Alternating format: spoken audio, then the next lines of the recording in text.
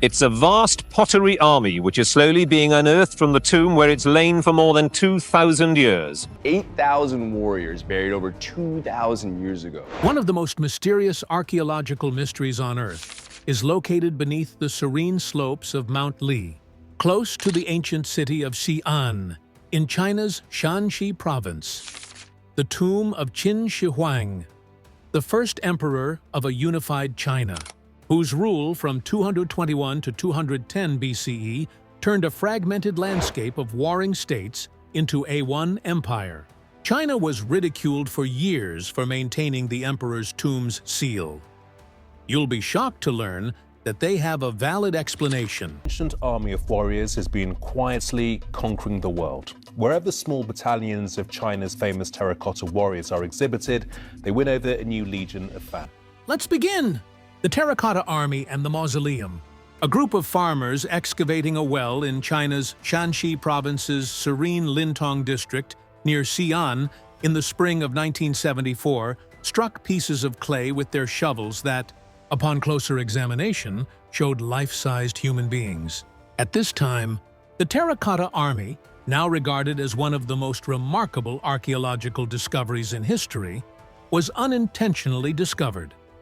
After the Shanxi Provincial Museum sent archaeologists to the location, excavations uncovered a vast subterranean complex that had been unexplored for over 2 millennia.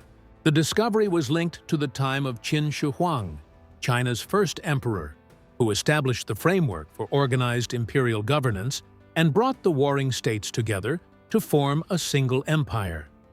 The emperor was guarded in death by a massive army of sculptured soldiers, horses, and chariots, which embodied the same ambition, order, and authoritarian grandeur that had characterized his reign in life. But it was forbidden to open the grave. Outsiders pondered why that was for years. We'll make that known soon enough. Let's first take a historical tour. Though Qin Shi Huang, formerly known as Yingzheng, became the king of Qin at the age of 13 and united China in 221 BCE following years of unrelenting invasion. He established a centralized government, standardized weights, measures, and even written script throughout the newly established kingdom after establishing himself as the first emperor, or Shi Huangdi. He started large-scale public works initiatives, such as the early building of the Great Wall of China, an extensive road network, and an imperial canal system that connected the Yangtze and Yellow rivers. However, terror, censorship, and a desire for immortality were also hallmarks of his reign. Qin Shi Huang was preoccupied with escaping death, dispatching expeditions in quest of elixirs of life, and using alchemists to create mercury-based potions meant to keep him young. According to historical chronicles, such as Sima Qian's records of the Grand Historian, or Shiji, preparations for his ultimate rest, which included building a massive underground mausoleum complex modeled after his empire in miniature, were far advanced when he unexpectedly passed away in 210 BCE while touring the eastern provinces. The mausoleum, which is around 35 kilometers east of present-day Xi'an, covers an area of almost 98 square kilometers, or the size of a sizable city. More than 700,000 workers and artisans, according to archaeologists, labored on the complex over several decades, starting soon after Qin Shi Huang took the throne. With underground replicas of its walls, gates, palaces, stables, and administrative offices, the complex was intended to be a miniature version of his earthly dominion. The emperor's tomb mound, a lone hill covered in vegetation that hides the emperor's burial chamber, is still unexcavated. It is currently roughly 51 meters high, but it was formerly thought to have reached over 70 meters. It is surrounded by hundreds of smaller trenches and buildings, the most well-known of which are those that house the Terracotta Army, which was found in 1974 and subsequently made accessible for controlled excavation by the Shanxi Provincial Institute of Archaeology.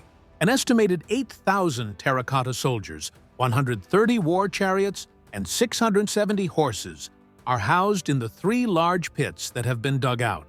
The distinctive facial features, hairstyles, armor designs, and attitudes of each soldier indicate that the artists may have taken inspiration from real Qin army men. The figurines, which range in height from 175 to 200 centimeters, show a distinct hierarchy.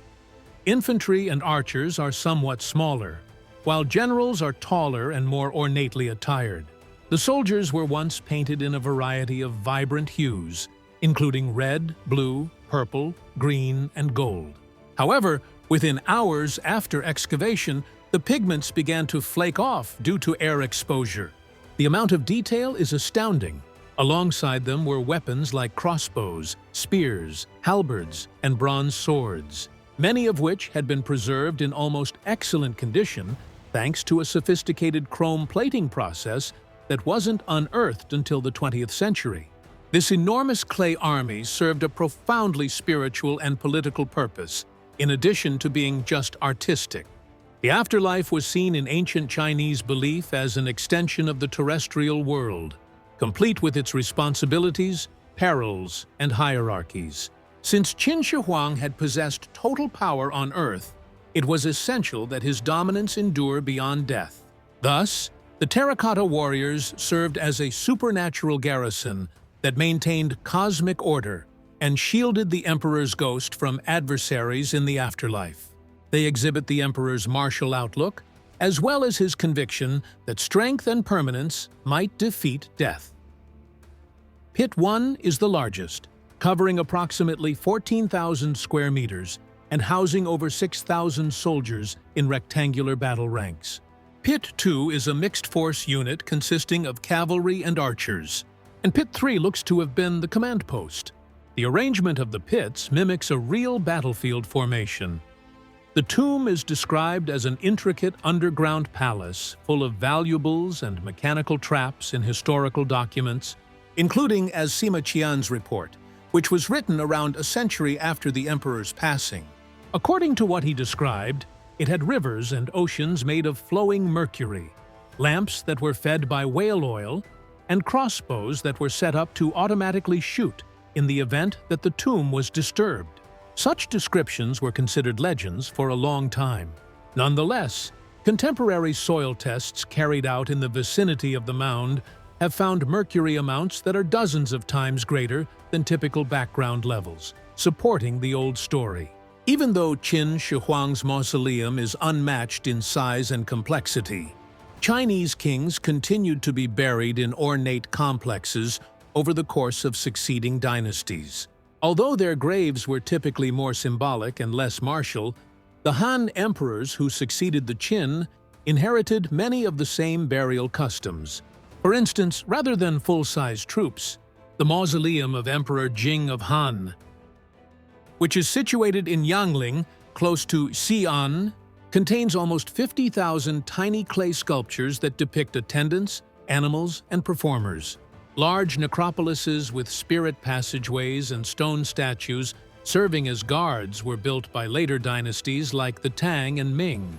However, none came close to the project's sheer ambition, which aimed to recreate an entire empire underground. The first Qin emperor's mausoleum and terracotta army were designated as UNESCO World Heritage Sites in 1987 due to their exceptional artistic and historical significance.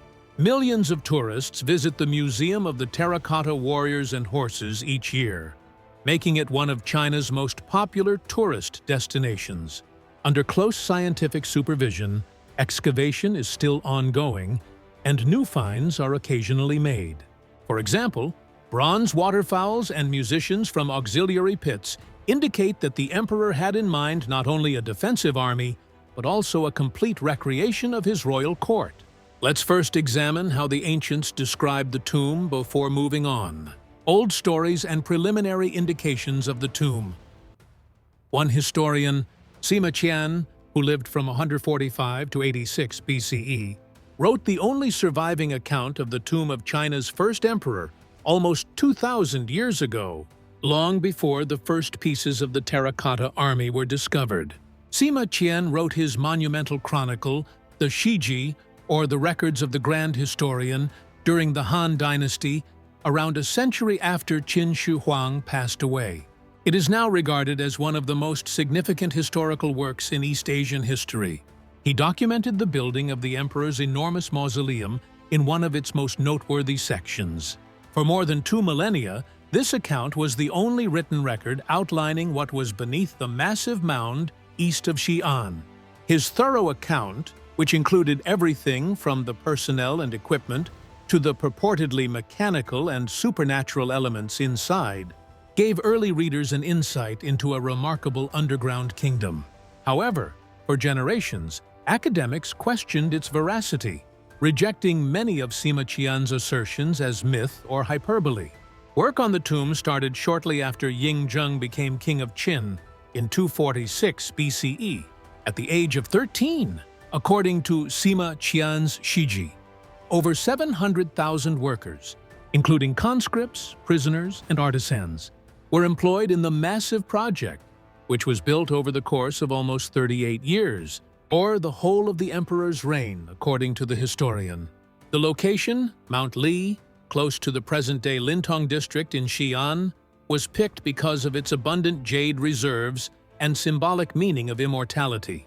In order to ensure that Qin Shi Huang's authority persisted after his death, Sima Qian explained the project as a huge underground palace designed to mimic his terrestrial dominion in miniature. In order to construct the tomb's foundation, he said, artisans were told to dig through 3 subterranean streams. And so, beneath the quiet slopes of Mount Li, the first emperor still sleeps, sealed within a world he built to last forever. 2,000 years have passed, and yet his tomb remains untouched, guarded by rivers of mercury, legions of clay, and the weight of a nation's myth. Scientists can map the earth above it, measure its secrets from afar, but none dare to break the seal. Perhaps it's reverence, or perhaps it's fear.